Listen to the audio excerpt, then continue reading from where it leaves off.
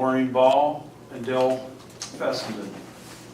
And so, as we discussed, Dr. Wally, if you want to open up with up to 5-minute opening, and then we'll go with our Q&A after you're complete. Okay, well, thank you for your invitation, and I appreciate it, and I'm happy to be here. I really don't think probably I need to talk a lot about myself. Most of you know me. I would like to say this, though, that there seems to be a feeling among some of the Tea Party groups that I'm opposed to the Tea Party, and that is not true. As a matter of fact, when this Tea Party was formed,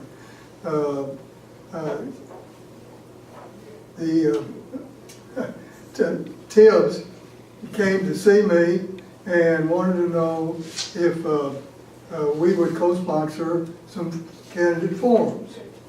And I said, yes, except if you're going to endorse candidates, then we can't be a part of that because the party does not endorse candidates or oppose candidates. And so she said, no, we're not going to. So we actually had 2 forums. One was down in the church there on the freeway, and one at the Baptist Church in Conroe, and they went very well.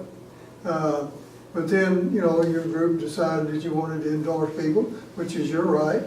And so as a result of that, that makes it a little difficult for me as a county chairman to participate in an organization that does what the party does not do. And as the leader of the party, I feel like I need to stand behind what our bylaws say, and that is we do not endorse or oppose candidates in the primary, runoff, or any nonpartisan race. And I think when I first started as county chairman, there probably weren't more than a dozen Republicans, admitted Republicans in this county.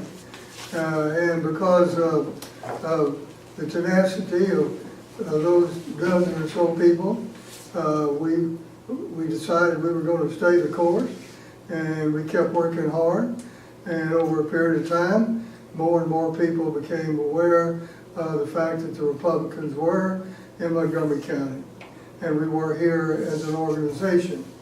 And my first experience with that kind of thing was when we opened our headquarters where it is today in 1965.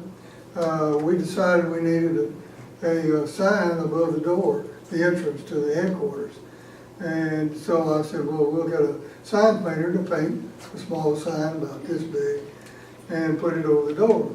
And so I looked up in the phone book all the sign painters and called every one of them, and not a single one of them would agree to print a Republican sign. And a lot of people don't realize that the name Republican was not a popular thing in those days. So that was an experience that I will always recall. I finally found a gentleman who was a patient of mine who had paint on his hands all the time. And I thought he was a painter, but I didn't know he was a sign painter. And so I asked him, and he said, I will paint the sign for you, but you'll have to come to my place of business and pick it up. I cannot be caught with a Republican sign in my truck. So from there, we started out in a rather difficult position, but we decided we were going to stay the course. And our goal was to create a 2-party system in Montgomery County. At that time, it was obviously a totally 1-party system. But one thing I can say about most of the Democrat office holders, they were conservative people, conservative Democrats, which, as you know, is an oxymoron today. There's no such thing as a conservative Democrat. And our goal was to elect a local candidate, because people would not vote in the Republican primary because there were no candidates. And so we recruited a lot of our workers. And we first started out in 1966 running 4 candidates. And my counterpart, who was the county chairman, the gentleman named Arnold Smith, and he became one of my best friends. Different than what politics is today. We used to meet once a month in one of the local drugstores on the square and drink coffee and talk politics. And Arnold Smith would talk and we would visit. And finally one day I said to Arnold, "You sound like a Republican." And he just smiled. He didn't say yes or no.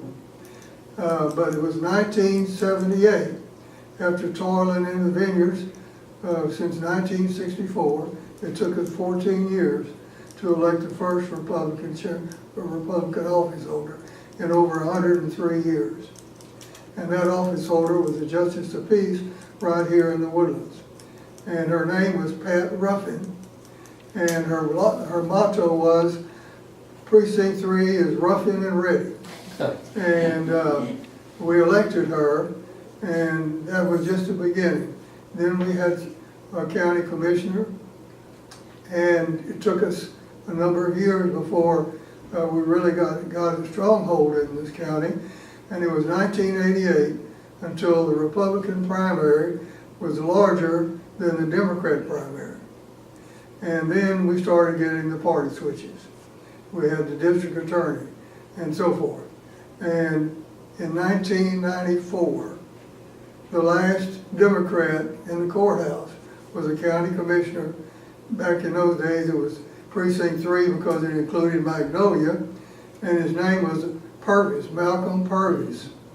And Malcolm was as conservative and as much a Republican as I am.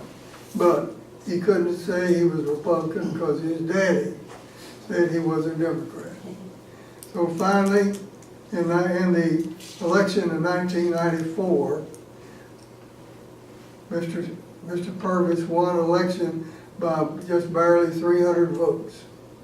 So in the summer for his annual fish fry, he called me and he said, "Doctor, I want you to be sure and come to the fish fry. I have an announcement."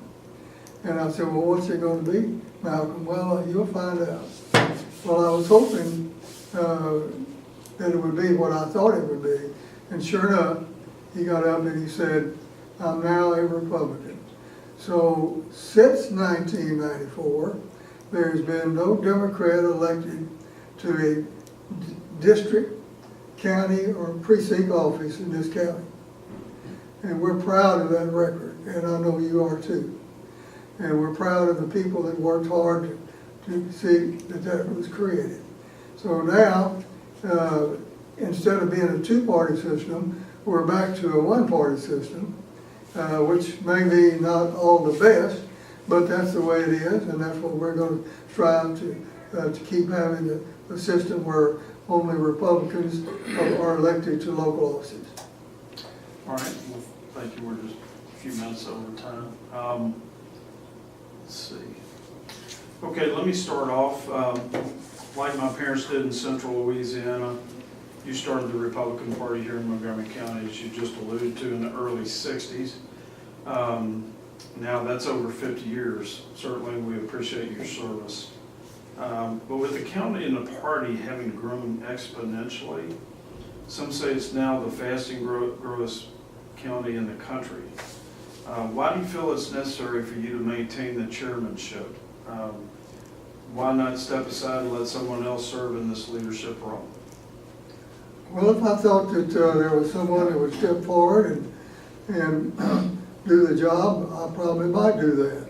But I don't think that's the case. Okay. For instance, the gentleman who filed to run against me has only lived in the county 3 months. And I might as well go ahead and tell you, when I got his application, the first thing I noticed was that the block where it said how long he'd lived in the county was blank. So I called the Secretary of State and I said, "What must I do?" As you know, the Secretary of State is the chief election officer of the state. And they said he should reject the application. I thought about it, went home and slept on it, and I thought, you know, there's enough division around that right now, and we don't need a lot more of that. And so I called him up, and I said, Terrence, how long have you lived in the county? He said, 3 months. I said, okay, is it okay if I change your application and show that 3 months on there? He said, yeah, so I did. Okay. Do you know where you lived before that? Lived in Harris County, that's all I know. Okay. He was, I think, in Kingwood. He's a flood Is that right? refugee. I don't know what part of Harris County it was. Yeah. Okay. I met him, he's a nice fellow. All right, Larry? Dr. Wally, when did you retire from being a full-time position? 1997. 1997. My question is, during the time that you were in practice, how much time were you trying to spend at the headquarters? Well, we had a volunteer there, and I was really not that much time in the headquarters itself. But as time went on, when I retired, right now I go down every day. That's I'm there every day. like your second home. Well, my wife thinks so, yeah. Okay. Maureen, go ahead. Dr. Wilkerson, you've done an outstanding job here in the county, changing it from Democrat to Republican. It's got a rich and interesting history, and you summarize that so well. And so I know in the past, there's been great strides have been made, and moving on into the future, I'm wondering what developments you think we should be looking at for the future, if you could be specific about that in the next 2 to 5 years. Well, I think we've done the things that we set out to do. Of course, it needs to continue doing that. But we've organized our first Republican women's group in 1979. And since then, we've organized 6 more. So we have 7 Republican women's groups, and nearly 1,000 women are involved in these Republican women's groups. So this is all over the county, from East County to Magnolia to Willis to Montgomery area to the Condor area, the Woodlands. And that is very important because these Republican women's groups are great workers, and they're the backbone of our party. In addition to that, we have organized a very active young Republicans group, which is age 18 to 40. And they have become so active and well known in the state that this year, in 2017, they were able to hold the state YR convention here in the Woodlands. And so they have become a very active organization and very helpful overall to our organization. But we felt that there was one need, and that's young people, those under 18. And so we set out 3 years ago to create high school Republican clubs. And we started out, Willis was the first one, but now we have 7. And there are approximately 300 young people involved in young high school Republican club. We have one at Oak Ridge North. We're working hard to get one in Woodlands High School. In order to do that, you have to get a teacher sponsor. Otherwise, you can't meet in the school building. And if you can't meet in the school building, the kids are gone, you know. Right. And so that's what we have to do. So as a chair, Can you say that? Got a Okay. lot of questions for you. Okay. Dr. Wilkerson, as the federal government has grown seemingly without bounds, there's been a lot of attention focused on the 10th Amendment. Even, I forget whether it's 2010, 2012, Senator Creighton, or pardon me, Representative Creighton at the time, put quite a bit of emphasis on the 10th Amendment. And in response to our question on your interpretation of the 10th Amendment, we're not surprised to find you support the 10th Amendment. Yes. But we would like to have the benefit of your understanding of how the 10th Amendment might apply in Montgomery County. Well, in the first place, I mentioned nullification. I don't think the 10th Amendment speaks to nullification, but I'm going to abide by the law. And if the 10th Amendment allows nullification, I certainly would not be opposed to it. I think it's an important part of our Constitution, and we ought to make use of it, and I support it. I support Convention of the States. We have a lot of people who want to get something done about some of these Supreme Court decisions, and that's one way of doing that. Okay. Can you think of any instances where there might have been a federal ruling that you think the state of Texas should have stepped up and kind of put their hands up under the 10th Amendment? I have no problem with stating our position there. I'm not sure what the legal position would be there. I'm not a lawyer. But as I said, I'm going to stand by the law, and if it allows us to nullify something, sure, I'd be happy to do that.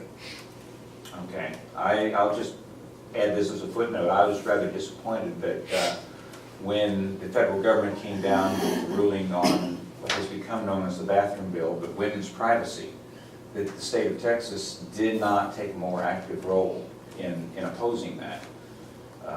So anyway, that's one instance where I would think the 10th Amendment might apply. And again, at the state level, this was not a county issue at that point. But at the state level, I was disappointed that the state did not take a more active role of resistance. To do what now? To say not in the state of Texas, we're not going to allow anybody to wander. Are you talking about the executive order that the President Obama did on that? Yes, sir. Well, I think it should have been resisted, yeah, I agree. Okay. John? All right. Under the general questionnaire, there was a question in there, did you support House Speaker Joe Straus? Why or why not? You indicated that you had served on the SRAC when Straus's mother, who was a member of that body, and your respective family who have been loyal Republicans for years, and that you haven't always agreed with Speaker Straus. According to the Power Texans in an email blast yesterday, the mother of Joe Straus was a very liberal, pro-choice abortion family. In fact, they said that his record of putting the whims, that's Straus, the whims of Democrats ahead of popular conservative reforms caused his own county to issue a resolution against him, along with 49 other county parties, including Montgomery County, against him. How would you characterize your level of respect regarding the position of that, and also the fact that his progressive tendencies typically allowed him to side more with Democrats than he did with conservative Republicans? Well, to be honest with you, I'm not a big fan of Empower Texas. And so I take with a grain of salt what they say. Having said that, Joe Straus is not going to be the Speaker of the House. He's stepping down. And so I think that question has been put to rest. I don't know what else you can do. If you want to keep kicking a guy after he's down, well, that's fine, but that's not my job. I'm not in the state legislature. I'm here taking care and building the party in the county. And my job is to do all that I can to keep us unified. We don't need division. Some of you may remember there was a comic strip years ago called Pogo. And Pogo said, "We have met the enemy, and the enemy is us." So my job You may not like it, but my job is to see to it that we all try to get along as best we can. We can disagree, but we don't have to be disagreeable. And we can be civil in our actions. And that's what I see my job is as county chairman. Well, at a Republican Party meeting a number of years ago, you called on Republicans to be neutral on divisive issues to encourage unity with that party. Do you still think neutrality on divisive issues is the primary means to I don't establish recall unity? using that term. No, people are free to have whatever position they want.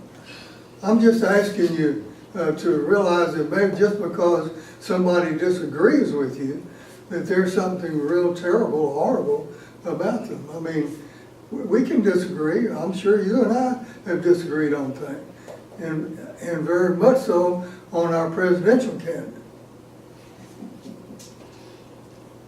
All right, thank you. Dr. Wally, in our general questions, one of the questions was, this is Republican primary race. Do you promise, if elected, to abide by the Republican Party platform? And if not, please enumerate the problems that you have. And your answer was, I support the Republican Party and its values and principles, as I have throughout my tenure as chairman. That includes the platform. Yeah. And I'd like for you, if you could, is the platform too long? Should it be reduced? Well, I'll be honest with you. I think you would agree that if you have somebody that wants to become a Republican, wants to become active, and wants to know about the platform, and you give them that platform and say, go home and read it, and then get back with me, 9 times out of 10, they're not going to do it.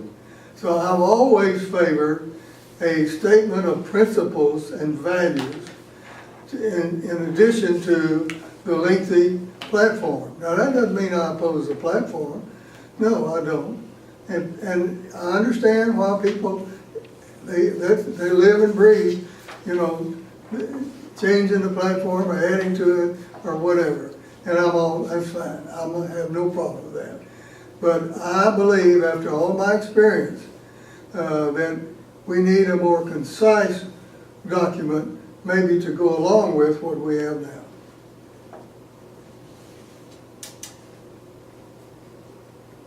Are you done? Okay. Can I do a follow-on to that? It's a minute left.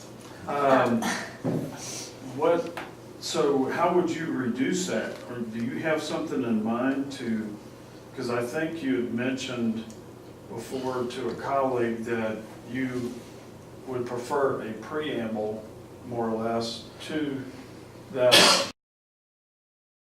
to what we have as a platform, as opposed to enumerated items for our elected officials to follow. I think we can have both if that's what the majority of the people want. But I would like for us to have a simple statement of our values and principles that people can look at and say, I agree with that, I agree with that. And if they want to go and read all the platforms, and that's fine. But I do think it's important when you're out recruiting people to the party that you have a simple statement of principles and values. And we have that essentially now, which is good. It can be enlarged or if necessary. Okay, thank you. Maureen? The platform is voted on by the state delegates every That's 2 correct. years at the state convention. And Montgomery County, of course, sends delegates to the state convention. Can you explain to the voters how currently the delegates are selected from Montgomery County? Explain to you. Well, for the camera, for the voters, because I'm wondering if Montgomery County differs from other counties, so that would be my follow-up. No, it doesn't differ at all. It's the same in every county in the state that has a primary. And after the primary election, the precinct convention is held. After the voting is closed, and delegates are selected at the precinct convention to attend the senatorial district convention. In this cycle, That's March the 24th. And that is an important job. So the precinct delegates go to the senatorial district convention. And at the senatorial district convention, delegates are selected to go to the state convention. But how? How are those delegates selected? Those delegates are selected by the members of the senatorial district convention. And what is that process? Because I thought there was a committee that reviewed applications. We have a committee that picks delegates that they recommend, but that doesn't mean that they can't be voted off if somebody doesn't want them. Or they can be added to. Usually, you don't fill the slate altogether because a lot of people are not interested in going, or they can't go for whatever reason. So the committee that selects the state delegates, who appoints that committee? The committee is appointed by the chairman of the convention. And when do you appoint that committee? The temporary chairman of the convention will be selected on January the 16th when we caucus as the senatorial district convention. We have senatorial district 4 and senatorial district 3. And the temporary chairman will be chosen by that. That is a very important job because that person is responsible for organizing and setting up for all that goes on at the senatorial district convention. He will be appointed the chairman of the rules committee and the nomination committee, which is for delegates.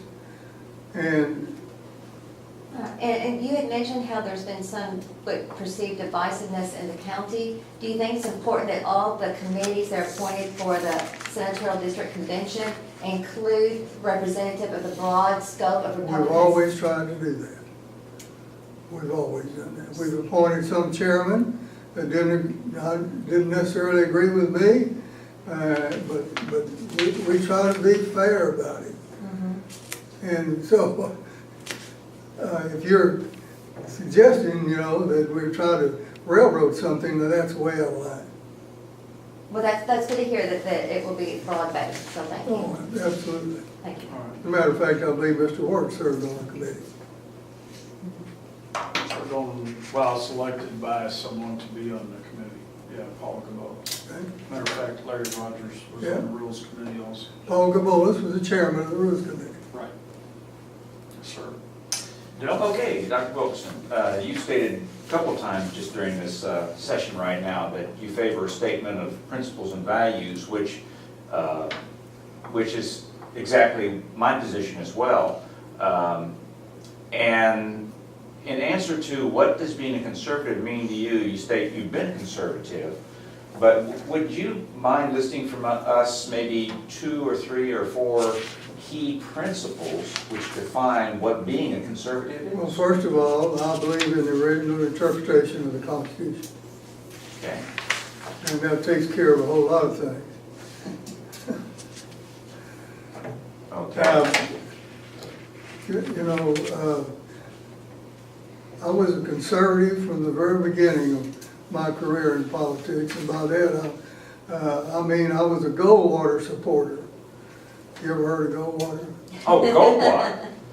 Yes, sir. I supported him. So I know you did. That's the reason I said that. Yeah. I was a Goldwater alternate delegate to the National Convention in 1964. My wife and I traveled to San Francisco, and we'd never flown outside of the state of Texas. So that was a new experience for us. But it was a tremendous honor to represent what I consider as one of the finest conservatives in ever to be born in our country. He was an outstanding man, and I support him 100%. Okay, so the Constitution, support of the Constitution is one of the principles, the key principles of conservatism. Right. And another one would be, in your mind, to the ones that are closest to your heart. Well, I believe in the free enterprise system, and I think that's the groundwork of our economy in our nation, in our state. And freedom of speech, religious liberty. Okay. You just name it and I'll either tell you I will or I won't. Okay, so freedom of speech, I just put First Amendment. Okay. And Second Amendment? I think I answered that on the questionnaire. Okay. Okay, good enough. Thank you, John. You just talked about the U.S. and Texas, well, Texas constitutions. That was one of the questions. Are they living documents? Please answer in the context of progressivism versus originalism. You mentioned that you believe the Constitution are living documents, but should be interpreted as originally written.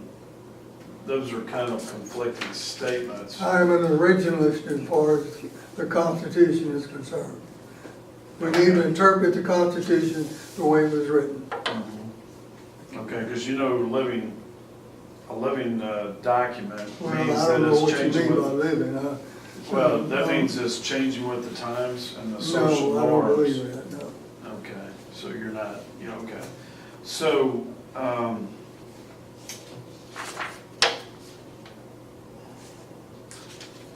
on other civil liberties, at what point should the right to life or parenthood, personhood be granted to new human beings? Conception, 13 weeks of gestation, birth, 5 years old, you had indicated at conception. Do you believe in abortion under any circumstances, like rape, incest, life of the mother? You're talking to a family physician who delivered hundreds of babies and took care of hundreds of women. I never performed an abortion in my career. And when I first had an opponent, we had phone calls against me calling me an abortionist. And this nice lady is a good friend of yours, I'm sure. Her name's Betty Anderson. And called you an abortionist? She called me an abortionist. Why is that? You'll have to ask her, I don't know why. But I do not believe that we should make all abortion illegal, because there might be an occasion when the life of the mother is endangered and you might have to terminate the pregnancy. That would be very rare. But we wouldn't want to get into a position where a woman might die because the law said you couldn't do that. But I've never performed an abortion in my career. Well, what about, maybe you hadn't performed, but what about your belief under any circumstances, rape or incest, aside from life of the mother? You know, unless you've walked in those shoes, it's hard to say to some parent that their child is raped and they become pregnant that they can't have an abortion. That would be difficult. On the other hand, I know some people feel very strongly about that, and that's fine. I don't have a problem with that if that's the way they feel. But until you walked in those shoes, you don't know what your decision would be. But I do think that the procedure should never be totally made illegal, because there might be occasions when you would need to do that in order to save the mother's life. It'd be pretty rare, but it could happen. Okay, thank you. Larry? We had a question on taxes. The question was, what form of federal tax law do you support and why? For example, current, flat tax, fair tax, or other. Your answer was flat or fair tax. Could you explain your definition of fair tax and flat tax? Well, I'm sure you know the difference, so I'm not going to try to explain that to you, Larry. But I think our present system is obviously not good. And I'm in favor of anything that would modernize our system, and I hope and pray that what Republicans have done and what our president has done is going to change our tax system for the good. And I firmly believe that our economy is going to do much better as a result of it.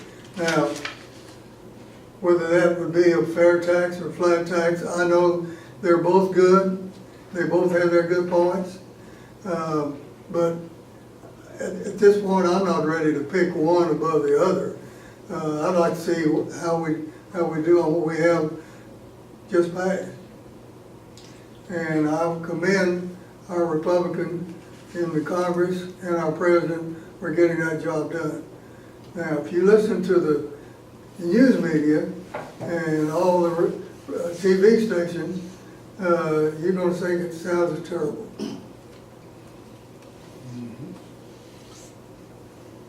Along that line, is there anything that you would have liked to seen added to this tax reform that they just did? That was, Well, I tell you, it's pretty detailed. I haven't really read everything about it. I'm sure there's some things in it that are not perfect, and no bill is going to be perfect. Just like no candidate is going to be perfect. As I say many times to some of our friends who are opposed to our presidential candidate or whoever, there is no perfect candidate on this earth. And you remember that Ronald Reagan said, if I agree 80% of the time, I'm on board with that person. okay. Maureen? And Dr. Wilkerson, thank you for being here and talking about national issues as well as local issues, because the voters through the video get to know you better and get to, have some questions that they may have answered. Okay. So some of our questions Very relate good. to what voters out there watching the video are interested in. My interest is really at the really local grassroots level and what the local party can do for the local candidates. So I would like to know what the Republican Party here in Montgomery County does for the local candidates to support them, both, everyone running the primary, what you do for all the candidates in the primary. We help each one of them individually if they ask for help or advice. The headquarters is open to them to use for meetings or whatever. The candidates realize that and appreciate our stance by the party of not endorsing or getting in the job of endorsing in primary race. You can ask any individual candidate that's ever run in this county and that are running this time how much they appreciate the fact that the party is not involved in that. Right, Now, but what technical support do you give the candidates? well, at the moment, we're waiting until the elections office gets their voter data up to date on the new precinct boundaries. But we've always provided them with a Republican voter list for the entire county or for each individual precinct. And this list includes the people that voted in the last 3 Republican primary elections. And it has their voter history on there in the left-hand column. That if there are 3 R's, that means they voted in all 3 primaries. If there are 2 R's, they voted in 2 of them. If there are 1 R, only 1. So this time will be included 2016, 2014, and 2012. And we're in the process now of working on that. It is a big job for the elections office to get those people in the right precincts with the change in the boundary. So any candidate can go to the local party and request that list? Absolutely. All right, well, that is, and then what other? And they can get a list, similar list, but not with the voter history from the state party as well. Does it Right. have to be just a candidate? that They requests have to that be a list? candidate or has to be a precinct chairman. Okay. Mhm. And that list is called a voter history? Yes. Okay. All right, and I'll follow up with some other questions related to local support next time around, so thank you. Okay.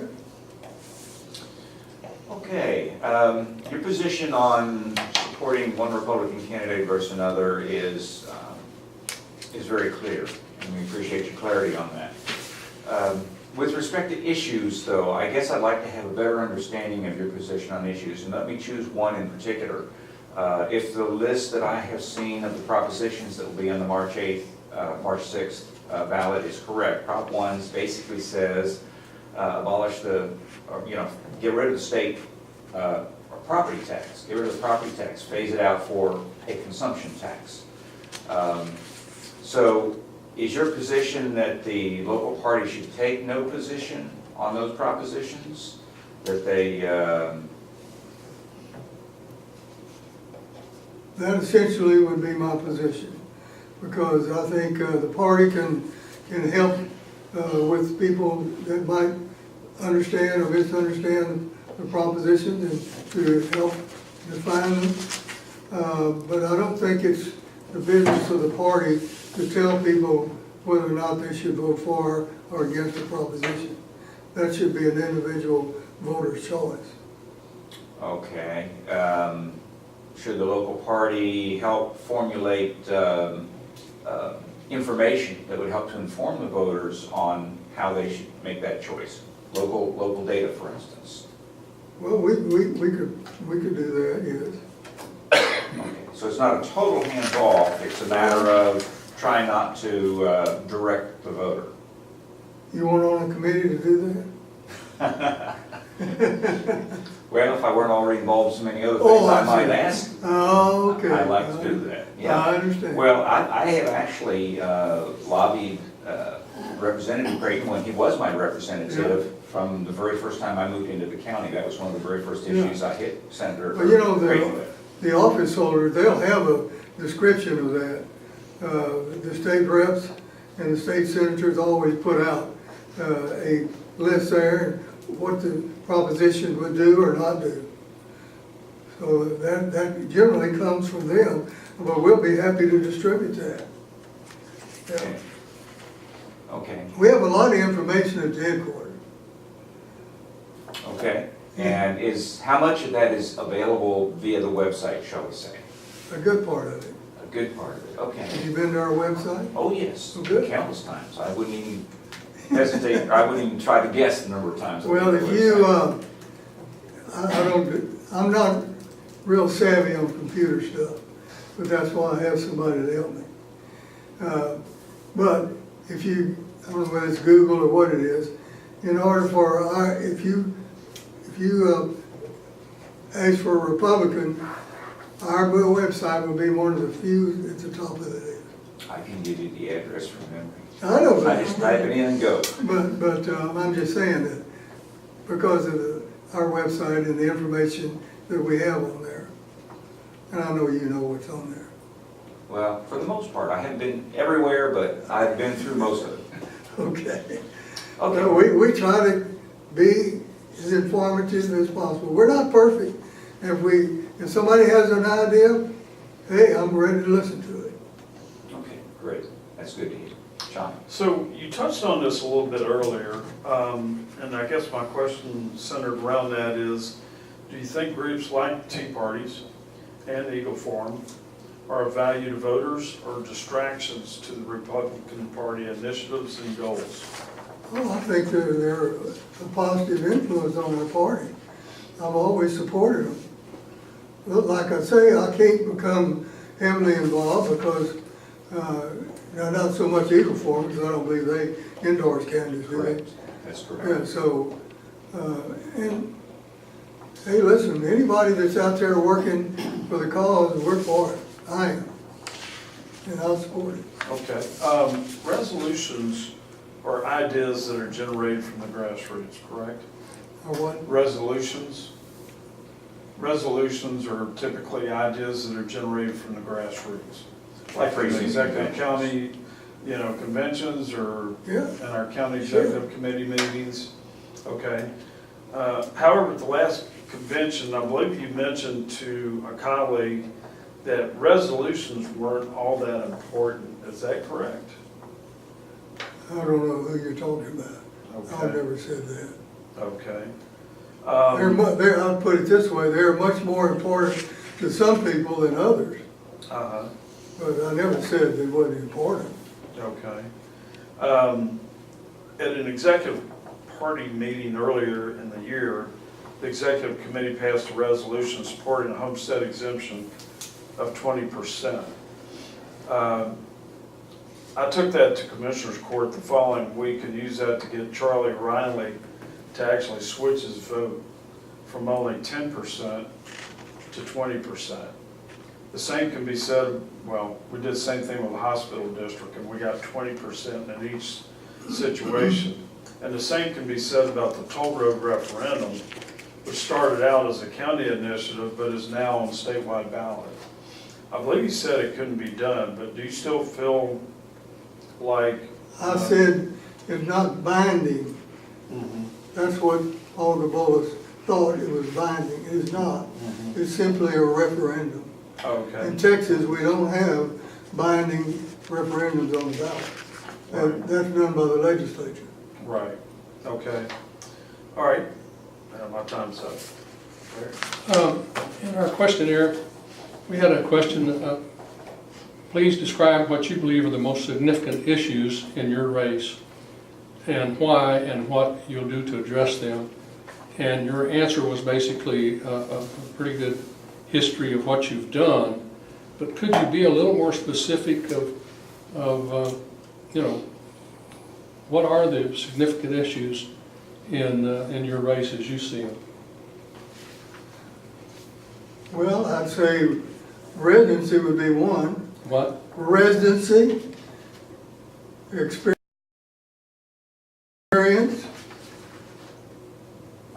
a record to run on of accomplishments.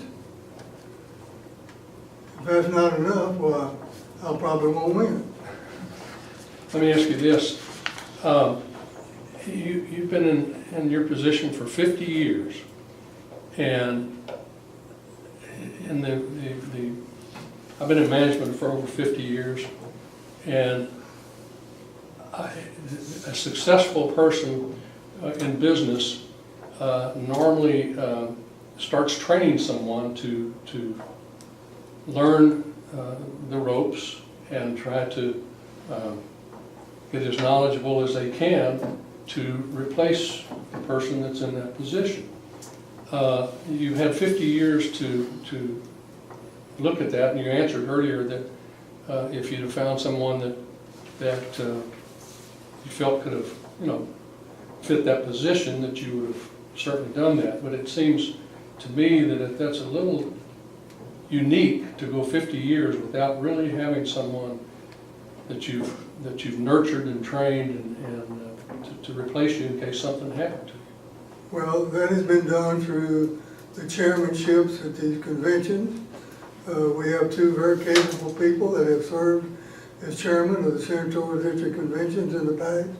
They're very experienced. Either one of those would be more than qualified to take over. I don't know what their feelings are. They may not be interested. You may find that there'll be lots of people that think they're interested, but then when they come find out what all needs to be done and what we do, Right. they lose interest in a hurry. One other question. But I don't own this position, obviously. Right, no, I understand.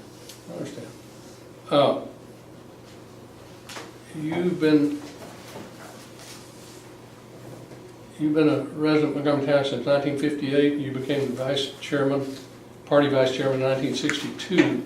Earlier, I think you said that in your years, you've always been a Republican. Have you ever been a Democrat or voted Democratic?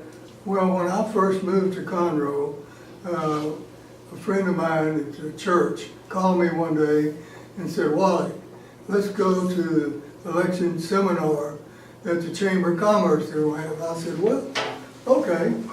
So we went, and he and I together, the bug bit us. And so where were you going to operate in politics at that time? Democratic Party. And I learned a lot from being involved in the Democratic Party for a short period of time. I learned that wasn't the place for me. And so I'm very happy through the years to brag on the fact that I've been a Republican since 1962. And that means every Republican presidential ticket I have supported, 100%. Got time for 2 more quick questions. I know that as chairman, I'm assuming you're a member of the state chairman's committee, all the county chairs have a, County Chairman Association, right. I'm assuming you're a member of that? I am. I Okay, have been for years, and have sure. received an award from them. And I imagine when you go to their meetings, they discuss ways to be innovative and to support the local party. And through that, you come back and you share those ideas with your local party. So I'm wondering from that, what do you anticipate hoping to implement in the next 2 years if you're elected to chairman? Well, I don't want to brag, but a lot of times they call me to find out what to do. Sure, so what are you going to do the next 2 years that will be different than what you're doing now? We're constantly enlarging our voter data system and working on it diligently to have that up and running so that all our candidates and precinct chairs and all can get it. And is that a voter system that's unique to Montgomery County, or do you share with the state system? Now, the state has their own. We have our own as well. Okay, And I described it to you earlier, what it is. I'll be glad to show it to you when you come by the headquarters. I'll give you an example of what the list looks like. all right, and so you're updating a unique system for Montgomery County and not utilizing any state or national system? We found that our system is better, but the state system does not have the voter, in other words, how these people have voted in the past. Okay, They're all Republican primary voters. But the voting history, the voting history is very important. sure, And to have that, if you're a candidate and you have that voter history and you're on a budget and you're just gonna be able to mail to a certain number, you're gonna mail to the 3 R's. That's what you're gonna do. You're not gonna mail to the 2 R's and 1 R. You're gonna mail to those you know are gonna vote. all right, so it sounds like you provide training to individual candidates. Do you do any group training for, so you don't have to repeat yourself all the time? We've offered to do that for candidates, but most of them have their own campaigns they're running, and when they need something from us, we provide it. We'll be there to help in any way. Thank you. Okay, Dell? Last question. Okay, Dr. Wilkerson, obviously many things change throughout the years. You've observed countless changes. If you are at liberty to share any of the plans for things that you are, changes you see coming in the next couple of years for the Montgomery County Republican Party, things that you are actively pursuing to improve, get out the vote, whatever it might be. Well, we can always improve on what we're doing, but in 2016, we had numerous meetings about how we were going to go about campaigning. And because there was a lot of volatility at the top of the ticket, we elected not to work on candidates per se, but to work on what Republicans stood for. And if you come by the headquarters, we'll be glad to give you this little push card that showed that.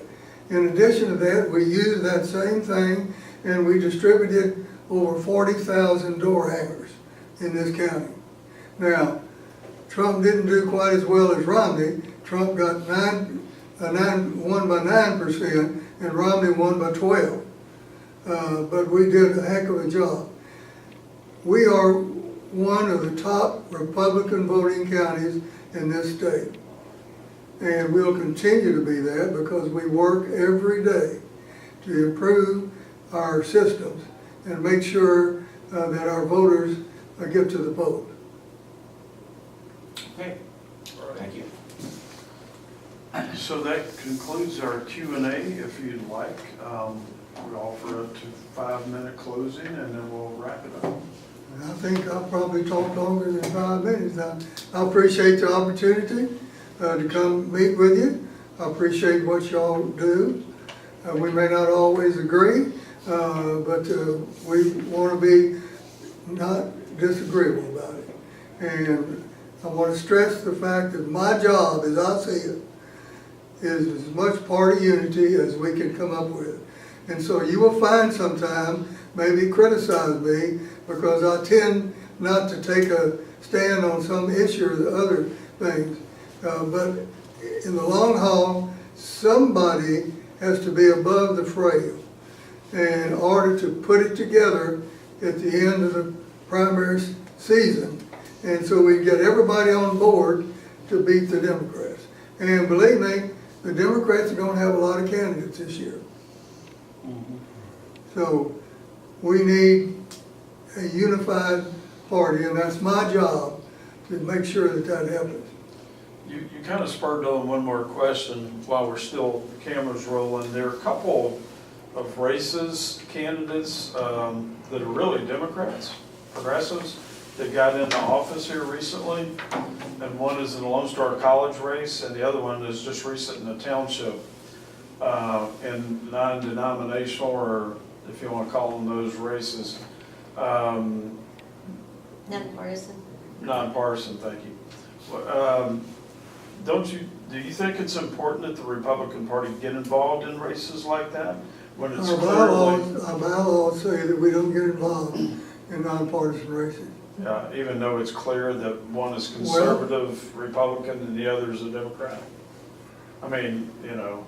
I'm pretty tough on that, John, and you and I are not gonna agree on that. And for one thing, this young lady that lost the township, the night of the election results, according to Eric Yollick, I was responsible for her losing. Now, I went home that night and told my wife, you don't realize what a powerful person you're sleeping with. All I have to do is wave my hand and somebody loses. I didn't cause her to lose. She is the one that caused it. And I don't appreciate being picked on like that. Because I had nothing, I've never even met the lady. She's never even called me. I wouldn't know her if I saw her.